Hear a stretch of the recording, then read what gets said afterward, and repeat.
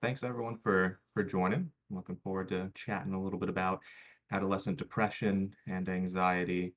We can briefly start with a introduction while we're waiting for people to still roll in. My name is BreadleySandwich. It's not my real name, but that's my name on here, so I don't dox myself. I have my master's in clinical psychology, and I'm a PsyD candidate. Uh, but all right, let's see about just rolling into things. Okay, so I do want to start off by giving a quick disclaimer.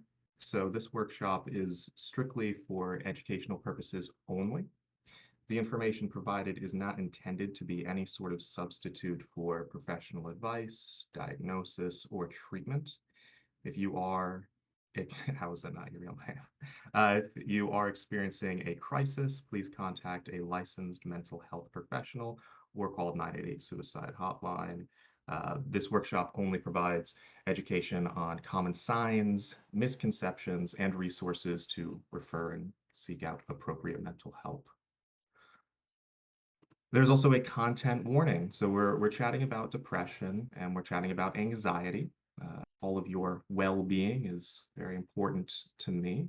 So if at any point you feel any distress, you're encouraged to step away or take a moment or do what you got to do.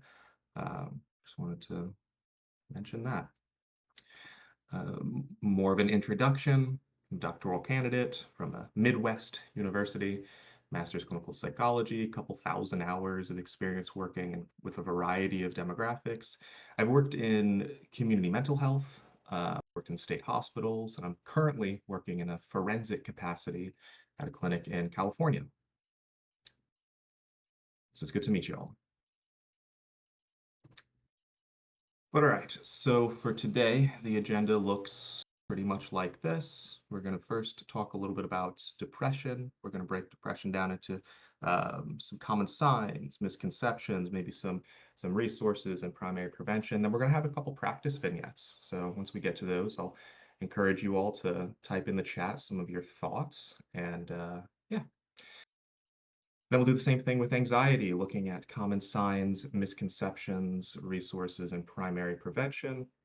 And then we'll look at a practice vignette or two for anxiety as well. Then we'll conclude with some key points and a conclusion. My guess is we'll probably be going for maybe 45-ish minutes, maybe a little bit longer, maybe a little bit shorter, but that's my aim. So we'll see how long this goes. But okay, so some objectives for today. Like I said, we're learning about common signs, misconceptions, and specific resources for depression and anxiety. And then the other objective is practicing applying the knowledge through some practice vignettes. So getting into some things, we will start with depression. So I first want to differentiate and tease apart depression from normal or typical sadness. Depression is a term that is often misused to just describe any general feelings of sadness, sorrow, or grief. But these emotions, sadness, sorrow, grief, and melancholy, these are all just normal emotions that people experience at one point or another. They are state-based, usually triggered by a thing, these emotions. But they differ from clinical depression because, sadness and grief, these things tend to be a bit more temporary responses to a specific experience. People can be left feeling sad or unhappy as a result of a variety of different life events. Clinical depression, on the other hand, is a mood disorder that tends to have an overpowering effect on many aspects of a person's life. Um, it can occur to any people of any gender or age. It can range in its severity, and we'll get into that a little bit.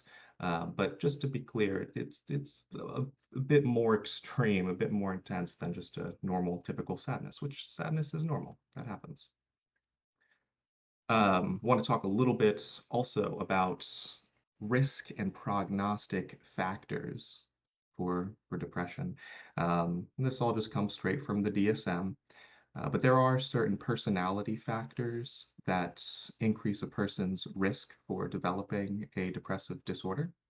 Um, Personality factors like high levels of neuroticism or worry and negative affectivity. So being sad and being really affected by things can increase a person's susceptibility to developing depressive episodes in response to stressful events.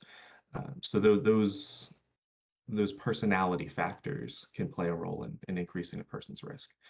Additionally, we're looking at genetic and physiological predispositions. So, first degree family members of individuals with major depressive disorder do have a risk for major depressive disorder 2 to 4 times higher than that of the general population. So, what that means is if you have a family member, if you have a parent or something like that who does have depression, you are a bit more likely to develop depression for yourself. There are also certain environmental factors that can increase a person's risk for developing depression. So, adverse childhood experiences constitute a set of potent risk factors for major depressive disorder. And of note here, women may be disproportionately at risk for adverse childhood experiences, including sexual abuse. So that's a pretty major environmental risk factor. Other social determinants of mental health, such as low income, limited formal education, racism, and other forms of discrimination, are also associated with higher risks of major depressive disorder. Then we have a few impacts of depression. Depression has consequences and impacts and ripples in a lot of domains for a person's life, or at least can. Um, some potential consequences resulting from depression can include poor academic performance, poor social well-being, higher severity of symptoms later in life. So if you're developing it pretty early, it can compound and it can get worse if left untreated.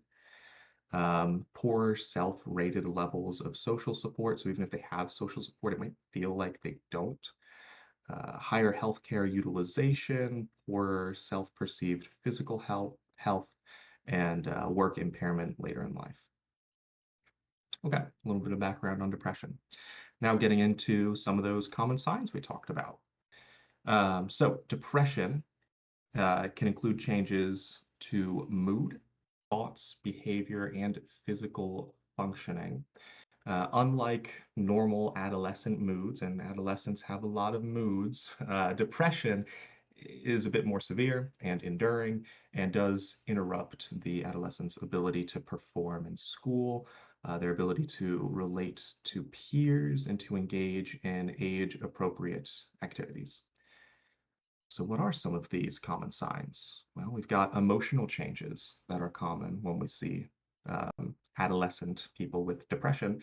We see feelings of sadness, which can include crying spells for no apparent reason, frustration or feelings of anger, even over small things.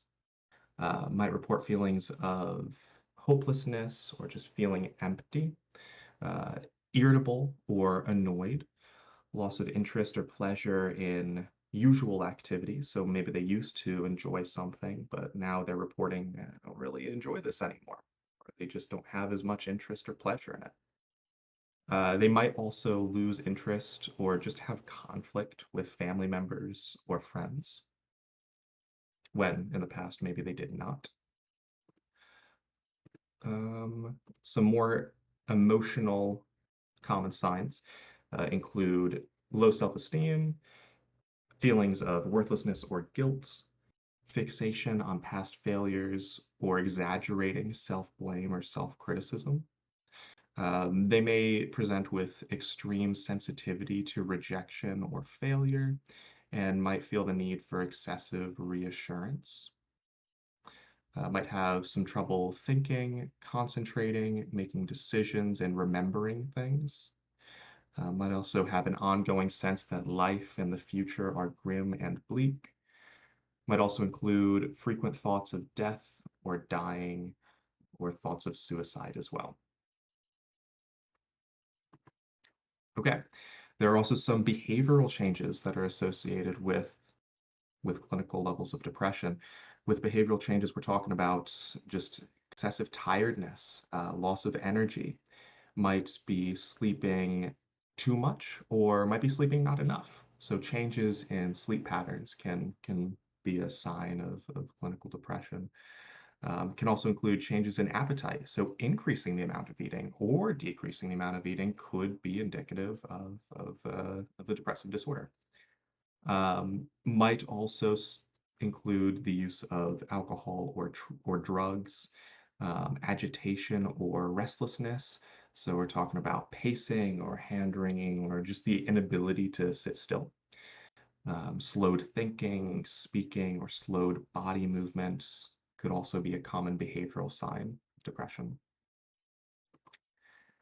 Additional behavioral changes include frequent complaints of unexplained body aches and headaches, which may include frequent visits to the school nurse. Talking about maybe some social isolation as well can be pretty common. Poor school performance or frequent absences from school could be a sign.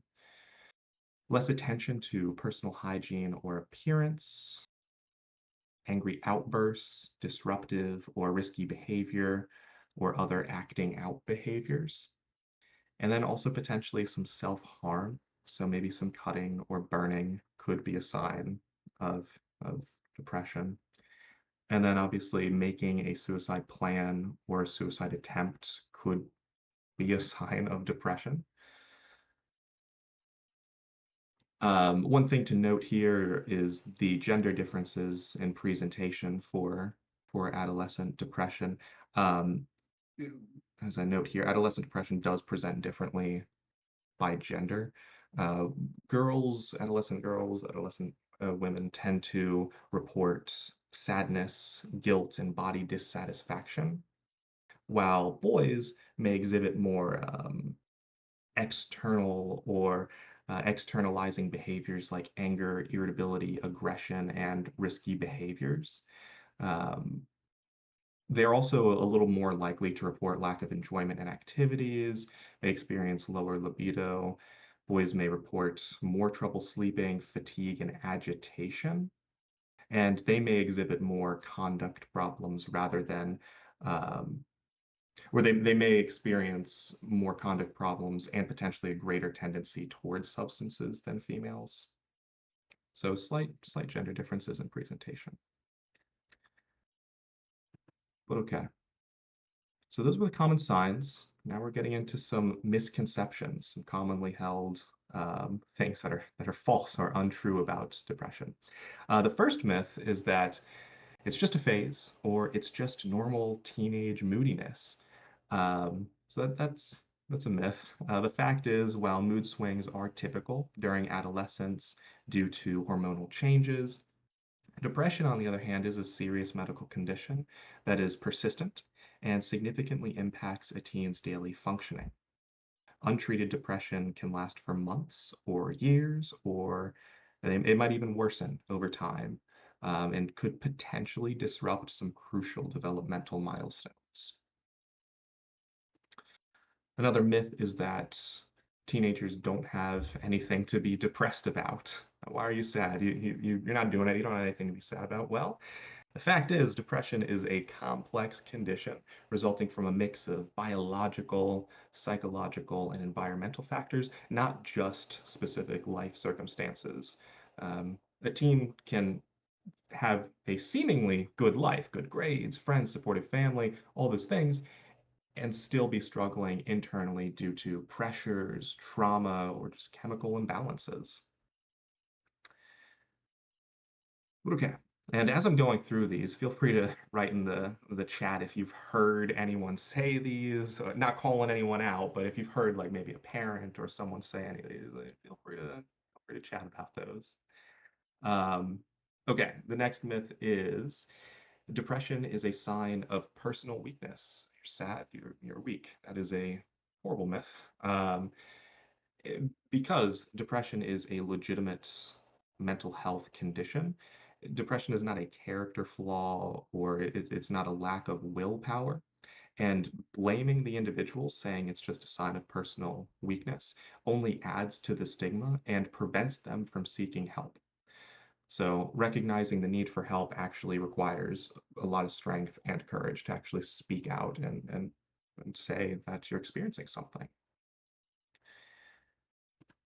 Another myth is, well, if they're not crying, then they're fine. That's not true either. The fact is, depression in teens often presents differently than in adults. So instead of, that overt sadness or crying, symptoms might instead, and we talked about this a little bit, they might instead manifest as irritability, anger, withdrawal, apathy, risky behaviors. So if we focus only on the traditional sad signs, we might miss this diagnosis. So keeping in mind the fact that, there's some of these external acting out behaviors that can be associated with depression is important. Another myth is that talking about depression will make it worse. This is not true. Being able to have open and honest conversations about mental health, this is crucial and can actually make a pretty positive difference. We want to be able to provide a safe and non-judgmental space for teens to express their feelings. And this helps reduce isolation and actually encourages them to seek help rather than sitting on it, stewing, bottling up, and making the problem worse. So we want to actually talk about it. Another myth is that teens who are depressed are just seeking attention. This is also not true. This is a myth. Negative behavior can be an expression instead of underlying emotional pain, especially if the teen lacks the skills to articulate their feelings verbally. So that's why we see some of that acting out behavior. We might not be able to say what is going on. And if we are dismissing their expressions as attention seeking, it can be harmful and it can actually prevent them from getting the necessary support. Okay, another myth is that depression will just go away on its own, kind of similar to the it's a phase one that we talked about earlier. But the reality is, some cases, the person might get a bit better. Um, But more often, it's the case that symptoms of depression often worsen if left untreated. That's why it's so important to focus on early intervention with professional treatments such as therapy or medication. Those early interventions can significantly improve outcome and prognosis and can change the long-term trajectory of a teen's life, at least compared to just hoping it will go away. But all right. Another myth is that poor parenting is the cause of adolescent depression.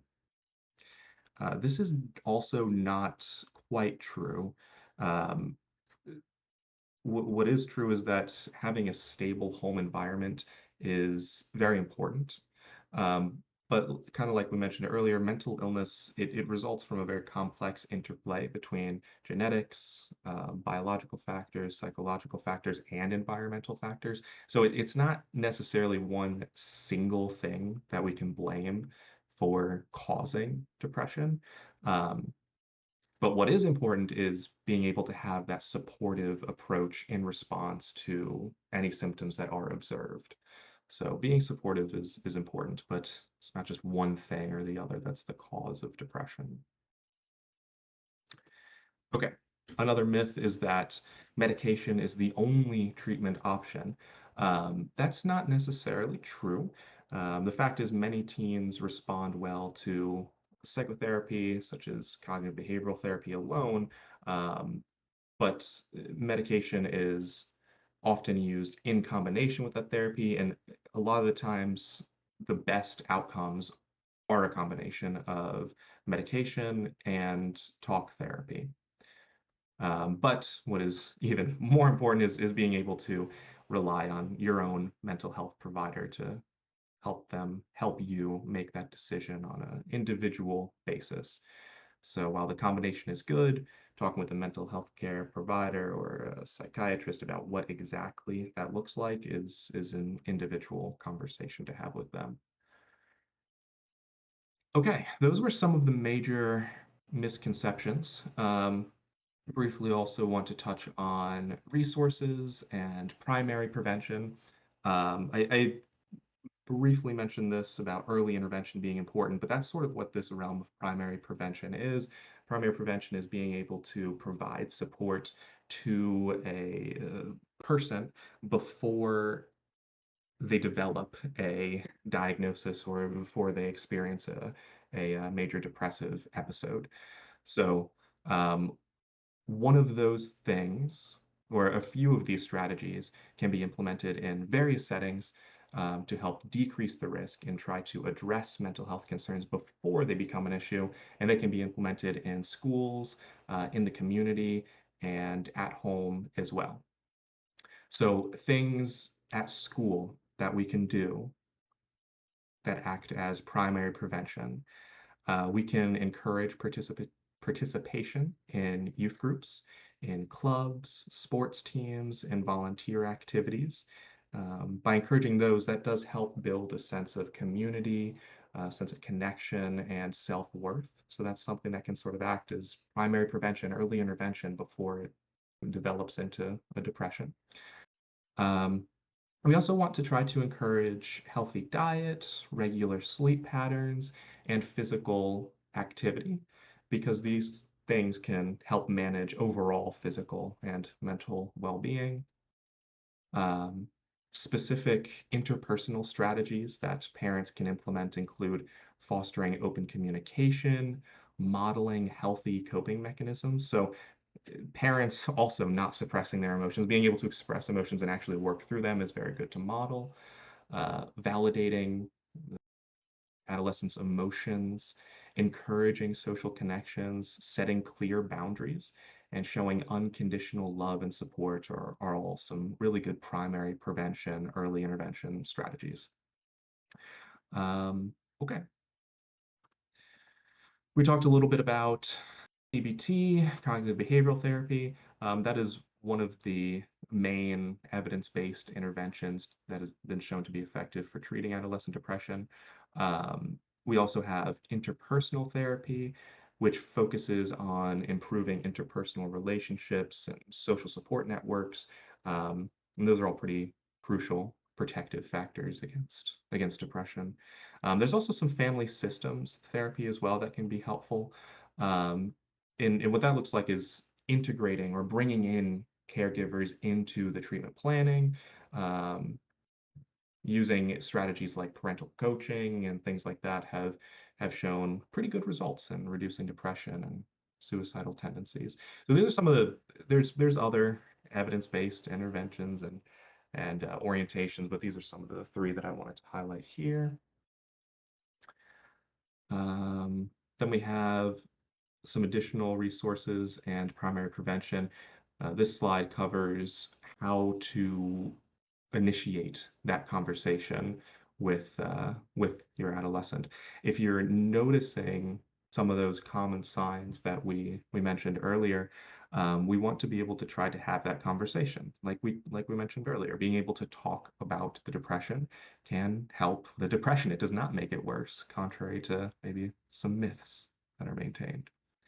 But some tips for talking about depression include being able to choose the right time and the right place for the conversation. We want to be able to learn those common signs and symptoms of depression, like we're doing right now. We want to be able to practice what we'll say in advance. We could even write down what we want to say to our adolescent before we try to have that conversation. It's important to also manage our own emotions. If our adolescent is experiencing mental health concerns, it can be distressing.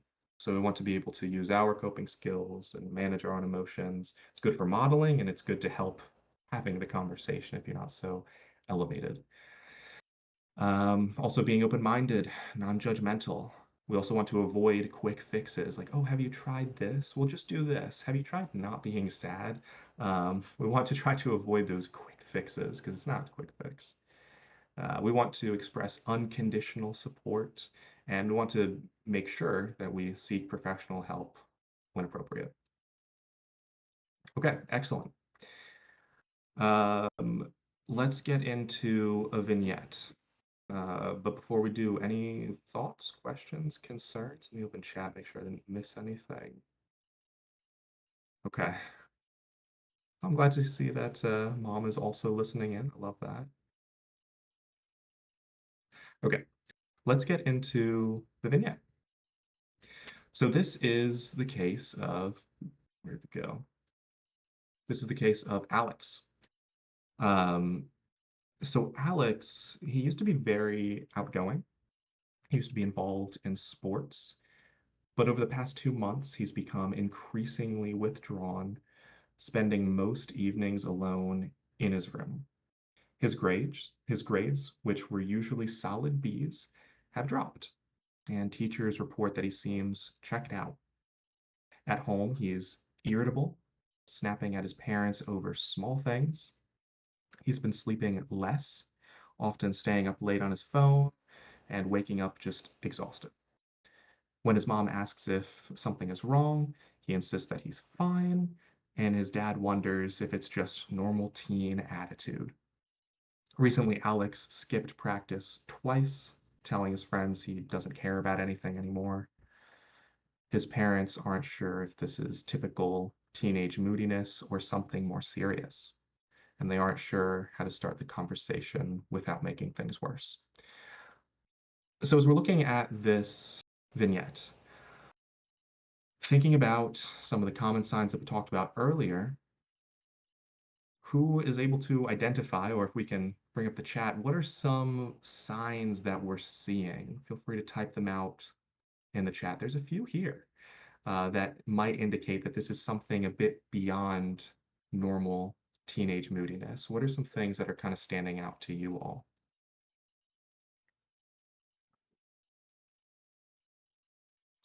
Yeah, yeah. Losing interest in previous hobbies. That's one of the clear ones that we have really illustrated here. He used to be really interested in these things, and now he's losing interest. Withdrawal. So, yeah, we're talking about withdrawal from families, withdrawal from friends. He's spending a lot of time in his room. He's skipping practices. What else are we seeing?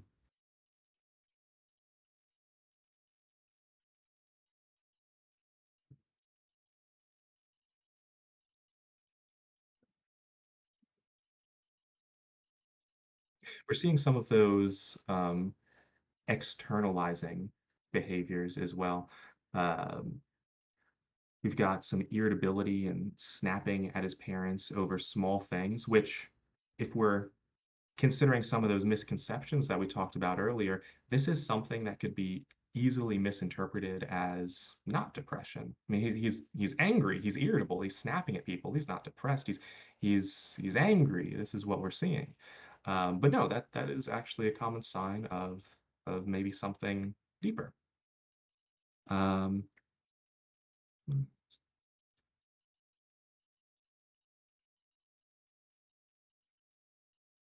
yeah, yeah. Seeing some dropping grades, apathetic, could be experiencing. Yeah, yeah, all good comments. But yeah, I think we hit on most of them. Another really big red flag that I'm seeing is he just doesn't care about anything anymore. That's something he directly stated. Yes, the poor sleep as well. But having not caring about anything that increases in my mind that is worrying. Okay. Are we seeing any? Yes, yes, all great points, all great points. Are we seeing any maybe misconceptions or myths that are being maintained by one or both of the parents that could yeah, yeah. So we're right on that. Dad is pondering if it's just a phase. That's one of the myths that we talked about earlier. Well, is this just normal teenage attitude? Like, we don't need to worry about this so much. He's just moody. He's just a typical teenage moody kid. And again, the reason why that is such an issue is because that can limit our motivation to seek and seek help and try to have that conversation with them. Yeah, and a good point here could be caused or influenced by teenage fluctuations, but not the root cause. And that's a good point. We're not seeing just one thing. Getting back at the fact that it's very complex and it's a bunch of different factors that come together. If it was just one of these things in isolation, we would be we wouldn't maybe be as in the realm of clinical depression because we're seeing so many things combined together in this complex way. That's what is making me clinically curious about what is going on. Um, I do have it looks like Tigi has a question. Yeah, let's see. What is the question? What do we got? But yeah, if it was just one thing or another, I don't know. But because it's so many things combined, that's, yeah, yeah. We're curious about that. Okay. I'm gonna go on to the next vignette as you're typing out the question, if that works. And if we need to go back, we can go back. This next vignette is a female named Bella. Bella is known for being responsible, organized, and high achieving. Her friends often call her the strong one or the overachiever. Over the last few months, Bella has been feeling exhausted, overwhelmed, and increasingly hopeless. But she hides it well. She still gets good grades, but now it takes her hours to even start simple assignments. She used to enjoy volleyball, but lately she goes straight home after practice and spends most evenings lying in bed, saying she's just tired. Bella recently got a low score on a chemistry quiz, and instead of being able to brush it off, she felt ashamed and cried in the bathroom, convinced she was slipping. Since then, she's been skipping breakfast, withdrawing from school, and losing interest in things she used to look forward to, even positive things, like getting elected class vice president, don't make her feel anything anymore. She hasn't told anyone what she's going through because she doesn't want to let people down or ruin the image others have of her. She assumes everyone expects her to be fine, so she just keeps pretending. Um, okay, what are some signs we're seeing?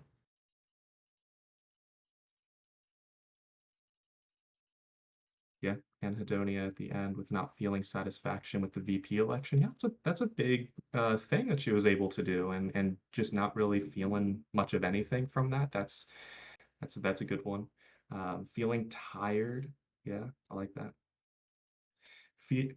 Severe fear of losing control. So we're hearing some cognitive distortions. We haven't really talked too much about that, but yeah, that is something that we're seeing as well. Um, yeah, the social expectation, increasing feelings of hopelessness. Yeah, all great, all great. Um, is is she? hmm, let me put it this way. Are there any signs that people might miss because she is viewed in this quote unquote high functioning way? What are some things that might be overlooked or brushed off because she is more of this like high functioning presentation that we were that we're seeing? Because she appears to the outside. I mean, she's capable, she's getting things done, she's class VP, she's still getting somewhat good grades. I mean, she got a low score on the chemistry quiz, but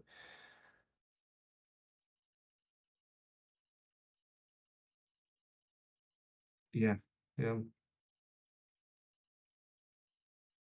all good points. And it all sort of ties back into that idea of um, we talked about this misconception about how teens don't really have anything to be sad about. Teens don't really have that many life stressors. And again, it's because Bella, she does look very put together. She keeps it hidden very well. Um, but it's a complex interplay of stressors and other factors that can increase a person's likelihood of developing depression. And for Bella, she maintains these social expectations that we were talking about of like, I need to be put together. People have this image of me. And this has really prevented her from speaking up and talking about what's going on. Um, so yeah, all good points, everyone. We're going to go to a vignette though about something that's a normal presentation. So we talked about what does depression look like, but here's a vignette of just like normal teenage sadness. So Ethan, he's usually an easygoing teenager who loves playing video games with his friends after school. Last week, he found out that he didn't make the varsity soccer team, a goal he's been really working towards all summer. For the next 3 days, Ethan was visibly upset and moped about the house. He slammed his bedroom door, skipped dinner the first night because he wasn't hungry, and told his parents he just wanted to be left alone. However, by the end of the weekend, Ethan was back to his usual sleep schedule and spent Sunday night laughing with his friends online. While he is still disappointed about soccer and occasionally vents about the coach, his grades remain steady and he is attending his regular club meetings. So a couple things that stand out is making this one different, and feel free to also chime in the chat, but I'm gonna go through some of the things that I observed. The duration of the symptoms is pretty important here. So this happened over the course of couple weeks, um, not months. It's not a super long duration. And when we're talking about subclinical or just normal sadness, these normal mood shifts, they're more temporary and do tend to resolve more quickly than a major depressive disorder. If this was something that was a major depressive disorder, this wouldn't resolve in days. Um, and there's a clear presence of a trigger. So subclinical or just normal sadness, normal distress, we can usually identify a pretty clear event that led to this sadness. Clinical levels of distress can sometimes just appear without any one obvious cause. Another thing that is different is the impact on Ethan's functioning. So clinical levels, like we mentioned, disrupt daily responsibilities, can impact grades, sleep, hygiene, but normal sadness do allow the teenager to maintain some routine functions. And there may be some impact, but we're not seeing global impacts to a range of things like we did in the previous examples. Um, Ability to experience pleasure. So he's still able to laugh with his friends. He's still mad about not making the varsity team. He's still sad about that. But he's able to still enjoy his video games and laugh and have his hobbies with his friends. But clinical depression, on the other hand, we're talking about anhedonia and losing interest in just a variety of things. Didn't bottle it up either. He expressed what he was feeling. I like that point because again, talking about depression is important for helping depression. It will not make things worse. Talking about the depression is helpful in a nice and structured, open way, non-judgmental way. But yeah, uh, pervasiveness across settings, clinical symptoms of depression tend to show up in more than one place, including school, home, and sports, as where normal sadness are typically confined to more specific moments or contexts. Um, okay. And to be clear, we are noticing some symptoms that are like, oh, could this maybe be depression? He's slamming his bedroom door. We talked about how males sometimes present with more externalizing behavior, so there's something there. Skipping dinner, that could be a change in his eating pattern, but yeah, he went back to normal the next day. It was just that first night that he had the not eating. So yeah, this is something that's a bit more typical of sadness. Okay. Um, cool. The next section is anxiety. We're at about, I think, the 30-ish, maybe 40-ish minute mark. So, like I said, could go from anywhere to 45 minutes to maybe about an hour. Looks like we're leaning more towards the hour, so we'll just get into it. Anxiety. So, what is clinical anxiety? Is that the same as normal worry or um, state-based distress? No, it's not. Clinical anxiety is not the same as just normal worry. Normal worry doesn't tend to significantly disrupt daily activities and tend to be less persistent than clinical levels of anxiety. They're both characterized by fear and anxiousness, um, but with clinical levels of like a generalized anxiety disorder, for example, these fears and anxiousness, they tend to be excessive and it tends to be disproportionate to the stressor. With normal worry, our worry is normal. I mean, if we have something that's making us fearful, it's normal to have that worry reaction. But if it is pervasive, if it continues and we keep worrying about it and it's disproportionate to what is going on, then we might be getting into the realm of something that's a bit more critical. Okay, so a few symptoms of clinical anxiety. We're looking at restlessness, feeling on edge, becoming easily fatigued, difficulty concentrating, irritability, muscle tension, and or disturbed sleep. May also present with a variety of thought disorders, which we briefly touched on a little bit ago. Um, but yeah, okay. We'll also talk a little bit about some risk and prognostic factors. There's a range of um, personality factors, environmental and genetic and physiological factors that could increase a person's risk of developing an anxiety disorder. So, some personality factors, we're seeing a general feeling of just being inhibited or general negativity, um, general avoidance of harm, attentional biases to threats. So if we're based on our personality, just a bit more focused on threats, you know, that can increase a person's risk of developing an anxiety disorder. Environmental factors include some childhood adversities and different parenting practices. So, being overly protective, being overly controlling, or reinforcing any avoidance that they may have can be an environmental factor that could increase a person's risk of developing an anxiety disorder. Genetic and physiological. 1/3 of the risk of experiencing generalized anxiety disorder is genetic. So the risk, 1/3 of the risk is accounted for by any sort of genetic or physiological predisposition. So if parents or any immediate family members, if they've got this anxiety disorder, it can increase a person's risk for developing one of their own. What are some impacts of anxiety? So, an adolescent struggling with anxiety may perform poorly in sports due to worry, might have poorer or ineffective social interactions, might fail to achieve their potential due to an overemphasis on being overly conforming, perfectionistic, or generally unsure of him or herself.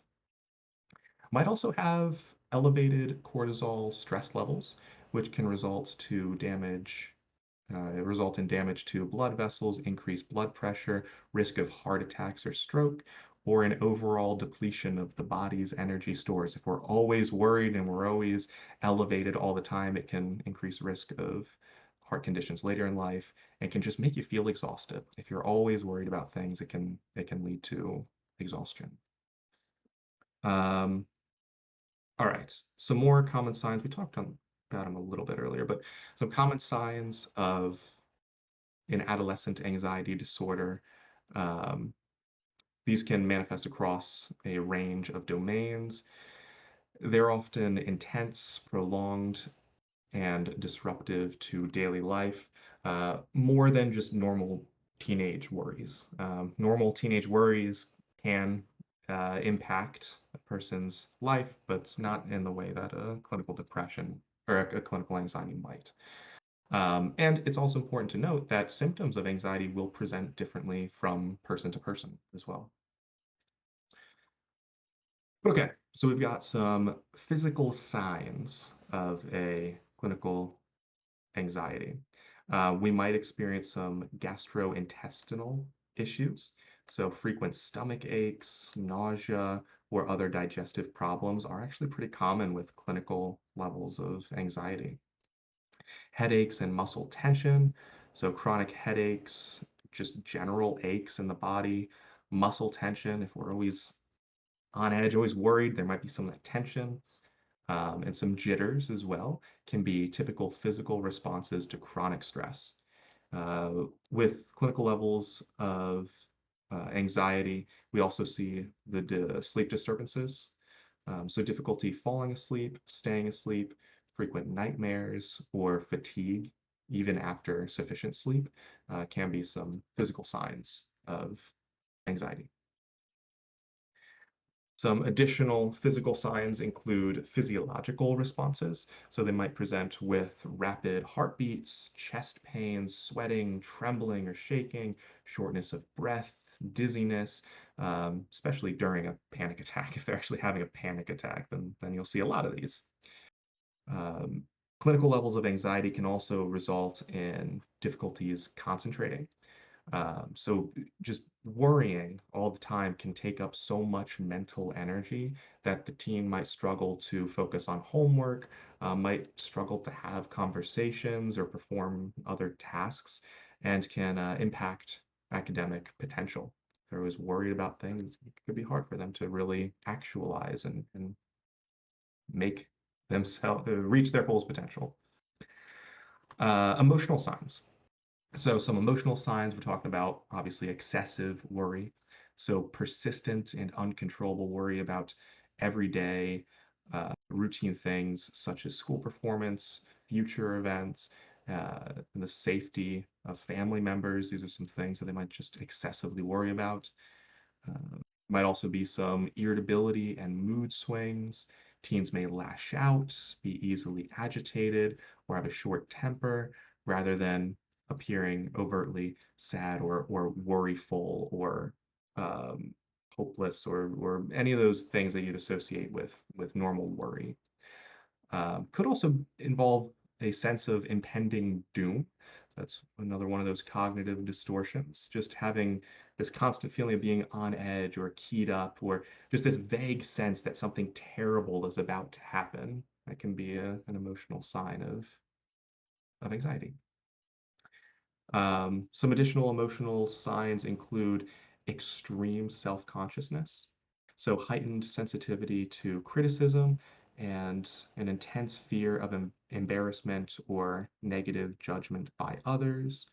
Could also include some perfectionism, so an intense need to redo tasks or strive for approval.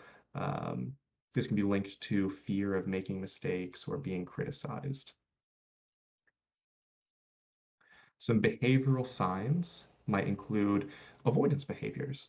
So, actively avoiding situations, actively avoiding places or activities that could potentially trigger anxiety, such as school, social gatherings, or public speaking, can be a sign that maybe we're experiencing some clinical levels of anxiety.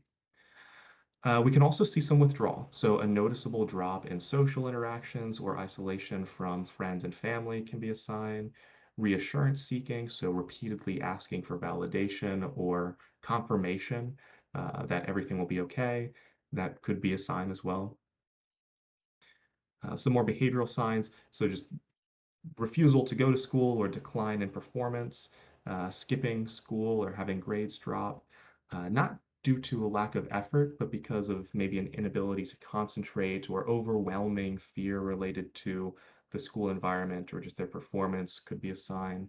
And also maybe substance use. So turning to alcohol or drugs as a way of self-medicating or self-soothing their anxious feelings could be a sign that maybe this isn't just normal worry. Okay. So overall, and we kind of talked about the gender differences in mental health presentations, but for anxiety, girls tend to report more typical anxiety symptoms. So they tend to report more of that excessive fear or oversensitivity, some of that rumination, social concerns, and avoidance. As where boys, they tend to engage more in that externalizing behavior. So some irritability, anger, defiance, acting out, substance use, and just emotional suppression.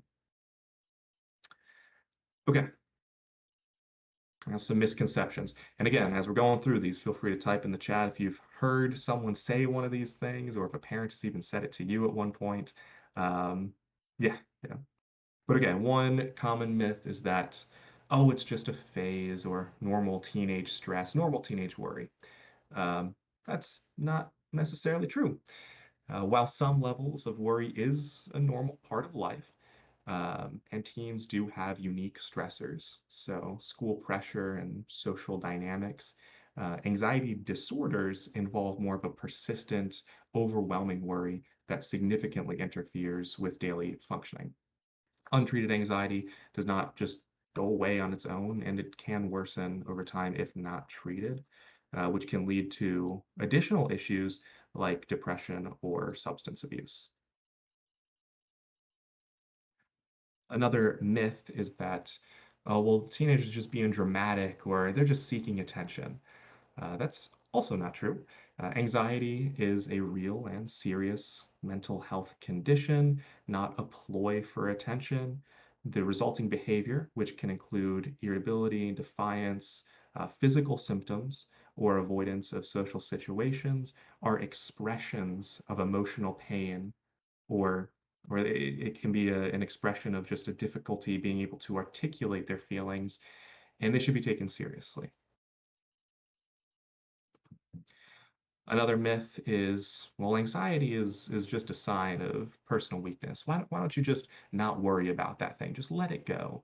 Um, Well, no. The fact is, anxiety is a legitimate condition influenced by a complex mixture of genetics, brain chemistry, environmental factors, and it's not just a character flaw or a lack of willpower. We talked about this with depression. That's also not a character flaw or a lack of willpower.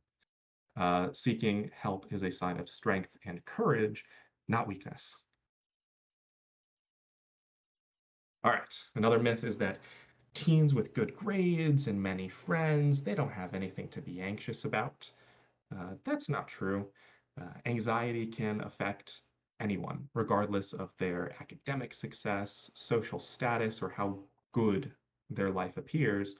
And also, high achieving teens may feel even more pressure to succeed, which can actually trigger more anxiety.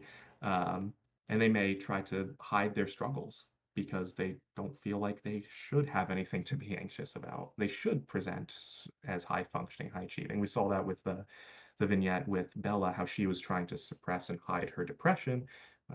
High achieving teens can also try to suppress and not talk about their anxiety as well. Another myth is that if we just avoid the thing that's causing us stress, then that'll just help us manage the anxiety. This is a myth. We can't just avoid the stressful situation. In fact, constantly avoiding the stressors can actually reinforce or make stronger the anxiety and can also have this sort of shrinking impact on the teenager's world. And it can prevent them from actually developing resilience and developing coping skills.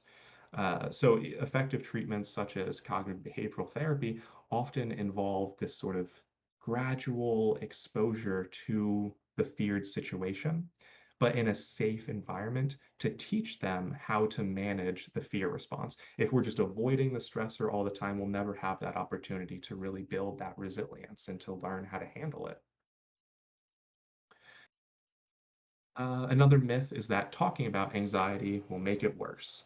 No, that's not true. We talked about this with depression. Being able to have open and honest communication can help the teen name and acknowledge their feelings, which can reduce feelings of isolation, it can build coping skills, and it can encourage them to seek support.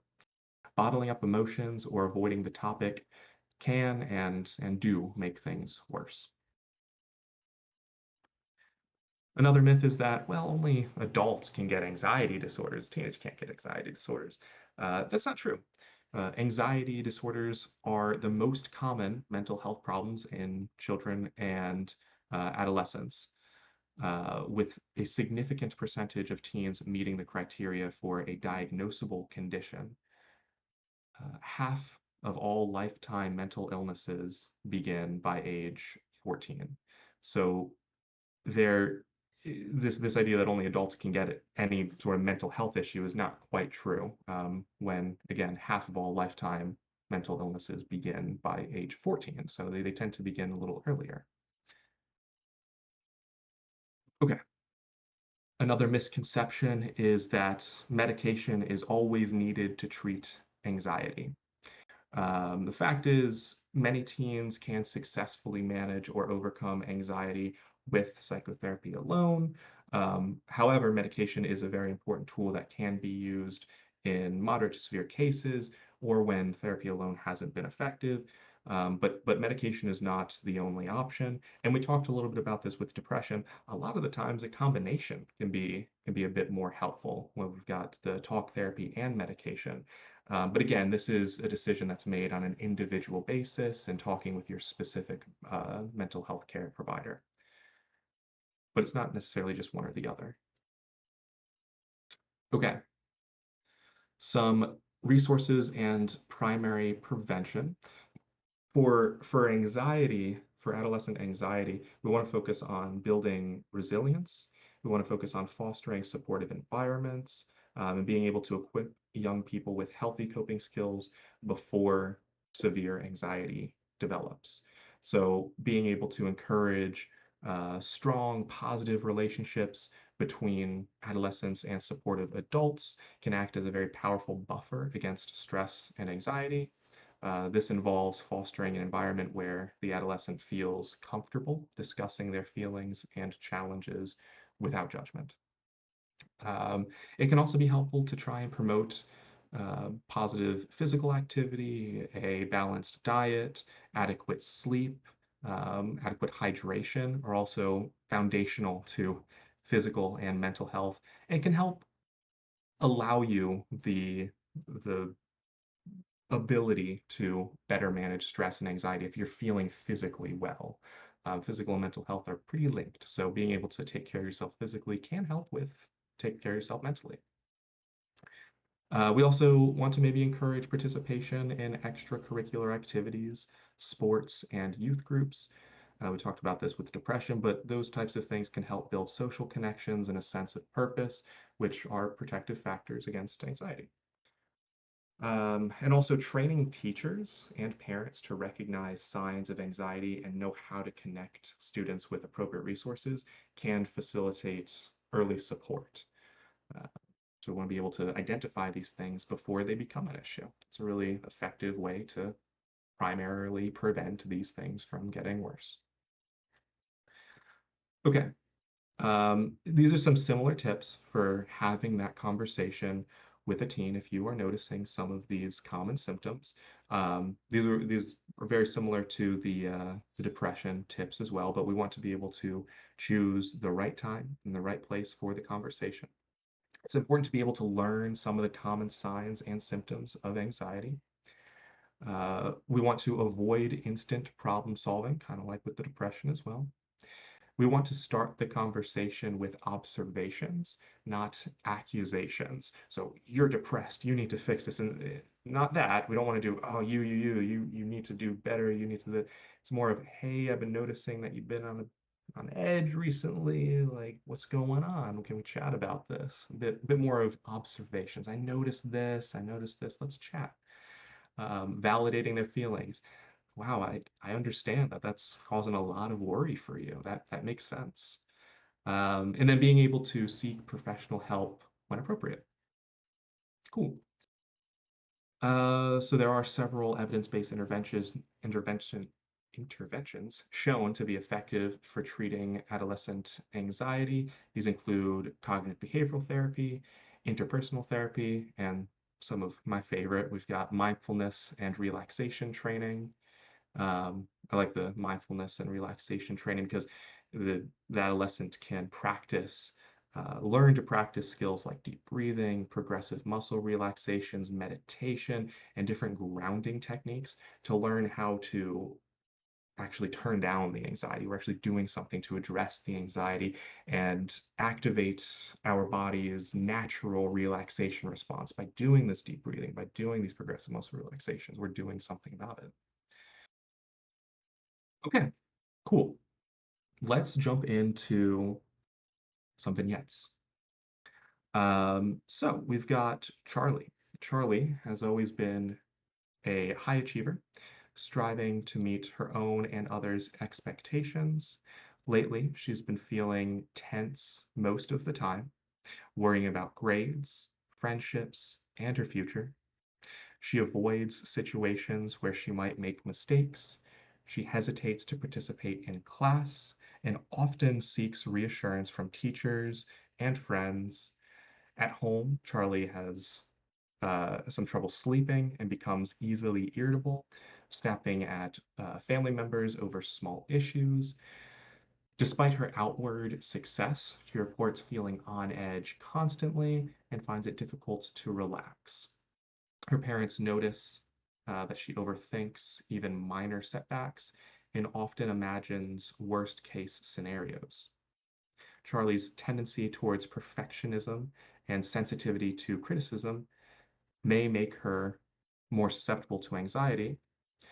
She has started to feel overwhelmed by tasks that seemed once manageable. Okay, there's a lot of things here. What are some things in chat that we're seeing that could potentially be some signs that we're experiencing excessive worry, maybe an anxiety disorder? What are some things that stand out?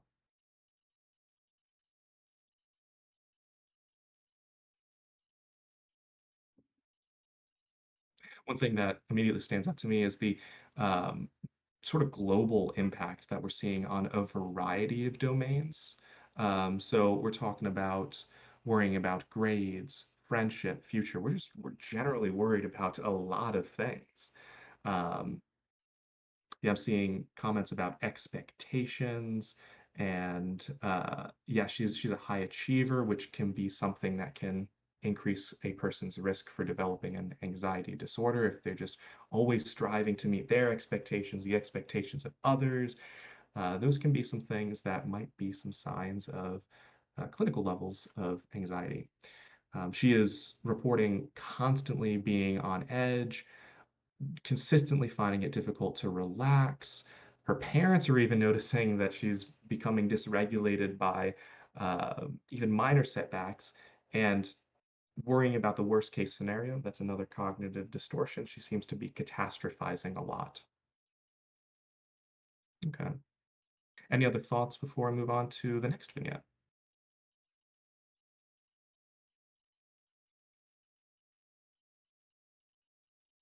Okay. Um, for the sake of time, I'm going to jump to normal worry. So, normal worry is a little different from clinical levels of anxiety. And to illustrate that, we have Maya. So Maya is a conscientious student who generally manages her schoolwork well. Um, However, 3 weeks before her final chemistry exam, a subject that she finds challenging, she begins to worry about her grade. She spends extra time studying, occasionally skipping watching television in the evenings to review flashcards, and tells her parents that she feels stressed about passing. On the night before the exam, she tosses and turns and has trouble falling asleep. However, once the exam is over on Friday, she immediately feels a sense of relief. She goes out for pizza with her classmates. She sleeps over, or she sleeps late over the weekend and returns to her usual relaxed routine, no longer consumed by stress. So there are some pretty key differences here. Some of the things that stand out to me are the specificity of, or the trigger, I guess, of this specific worry. Um, Subclinical levels or normal worry. Um, tends to be focused on more specific, imminent, concrete triggers. So in this case, we're talking about an exam, as where with Charlie, it was just like everything that we were feeling anxious about. And that tends to be the case with clinical levels of anxiety. Clinical anxiety spreads broadly to multiple, seemingly unrelated, and sometimes unlikely scenarios. So it's not as broad as the example with Charlie. The response to the resolution. So subclinical or normal worry does tend to dissipate once the stressful event passes. Clinical anxiety, on the other hand, tends to persist regardless of those external circumstances. Uh, Behavioral outcomes are also different in this example. So normal worry often prompts productive preparation. So Maya in this case was pretty worried that she would fail this test. So it prompted more productive preparation. So in response to that normal worry, she made the decision to try to study more and actually prepare for the test. As where with clinical levels of anxiety, they can oftentimes overwhelm the teen and they can lead to more of a paralysis or avoidance of daily activities as opposed to like trying to do something about it. And then we have physical reassurance. So normal worry can resolve through personal efforts for relief. So coping skills and personal relaxation can help resolve worry. Clinical anxiety can often trigger physical exhaustion and a compulsive need for constant outside reassurance. So that's where it can be a little different between normal worry and clinical levels of anxiety. Okay, cool. Any other thoughts on those?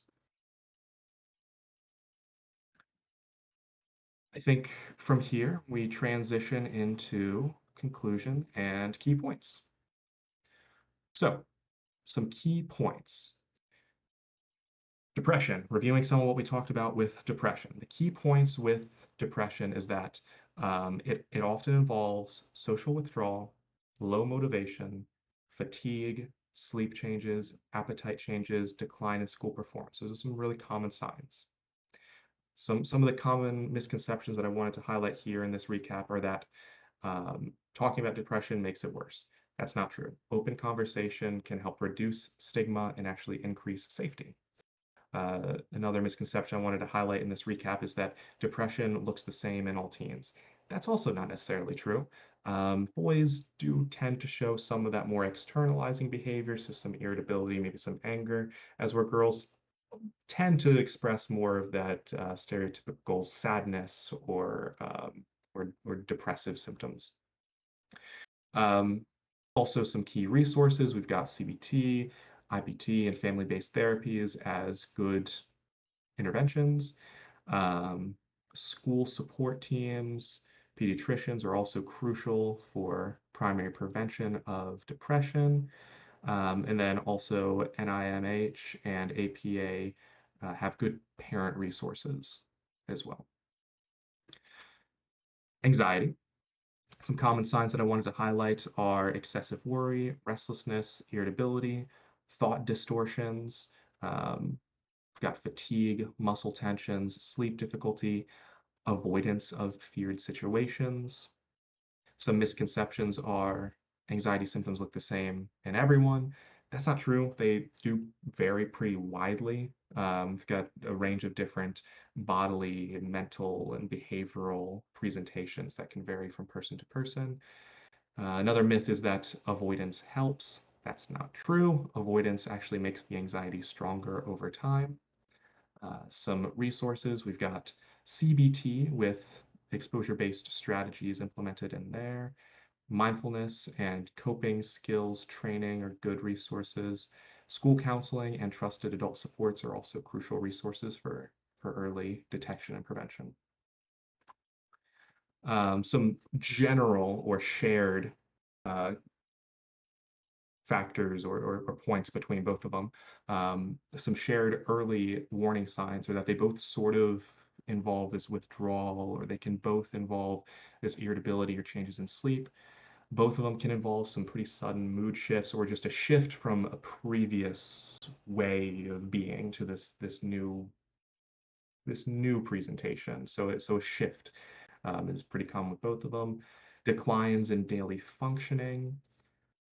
Some shared misconceptions is that talking about it makes it worse. That's not true. Shared misconceptions that symptoms always look the same. That's not true. They can look a little different.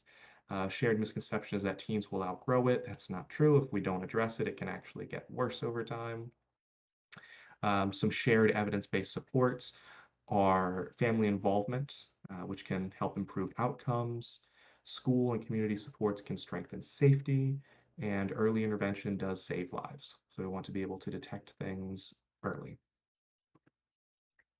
I have a few additional resources here to keep in mind. We've got the 988 number. That's a nationwide in United States. I'm not sure what hotlines are like in other countries, but we've got the 988 Suicide and Crisis Lifeline. We can also text home to 741-741 to also get some immediate support. And 911 is also a resource for immediate support. Professional supports include pediatricians, school mental health teams, licensed therapists are very good professional supports. Some trusted resources. So if you're trying to do your own research, these are some of the ones that you probably want to prioritize. We've got the NIMH, we've got SAMHSA, the CDC is pretty good for information, and then the APA. Cool. Okay, so in conclusion, thank you all for sticking around. But in conclusion, most mental health challenges evolve gradually, not necessarily suddenly. Knowing what to look for can help parents respond with confidence instead of fear. Early intervention does improve outcomes and can prevent crises. Warm, non-judgmental communication is one of the strongest protective factors.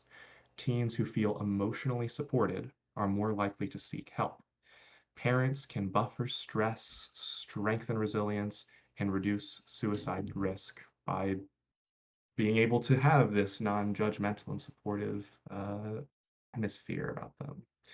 It's also important to model help-seeking behaviors in order to teach teens that it's okay to struggle. We'll figure out this together. Model what help-seeking looks like. And then understanding the signs, symptoms, and myths across depression, anxiety, substance use, and suicide.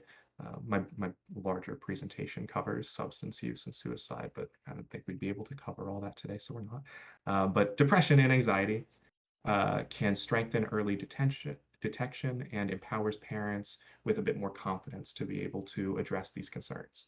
So asking questions, validating emotions, and creating a non-judgmental environment can significantly reduce risk and increase safety.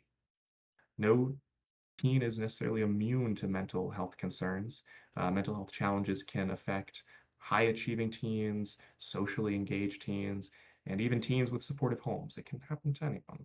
It's very complex how it comes together. Evidence-based therapies are highly effective, and most conditions respond best to a combination of therapy, family involvement, and medications, not just one or the other alone. We want to have a good combination of family involvement, therapy, and medications. Warmth, presence, and consistent monitoring and modeling coping skills are among the strongest protective factors across each disorder. Cool. All right. Questions, comments, thoughts? I'll try to do my best to answer any questions, but we are already a little over time, which is fine. We're having fun here. Let me read some of the chat. Thanks a lot for your help. I'm glad you enjoyed it. Requesting to speak. Can I do that? Can I take invites? Questions here? I think I see a request to speak. I think Let's just type out questions if we can. It's very important. Yeah, and for anyone who did join a little late, I think we were able to get this recorded. So I think if you want to check it out, it should eventually maybe be up on the Psychology Den YouTube. So that's good. Is there data on the efficacy of calling hotlines for suicidal people? Uh, yeah, there is data. I don't have the specific numbers, but yeah, suicide hotlines do tend to help more than not calling suicide help hotlines. Um, so I don't have the exact numbers, but if we look at some of the misconceptions that we talked about earlier, remember, not talking about things can actually make things worse. So being able to talk about what's going on does help with being able to resolve things. So my guess is, yeah, calling some suicide hotlines will be able to help. Um, okay.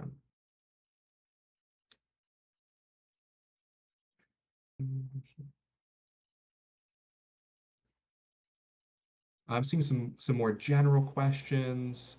We can chat a little bit after the presentation is finished and maybe like the Gen chat about how do we use psychology to help people. Um, the question is, can psychology be used to cure people?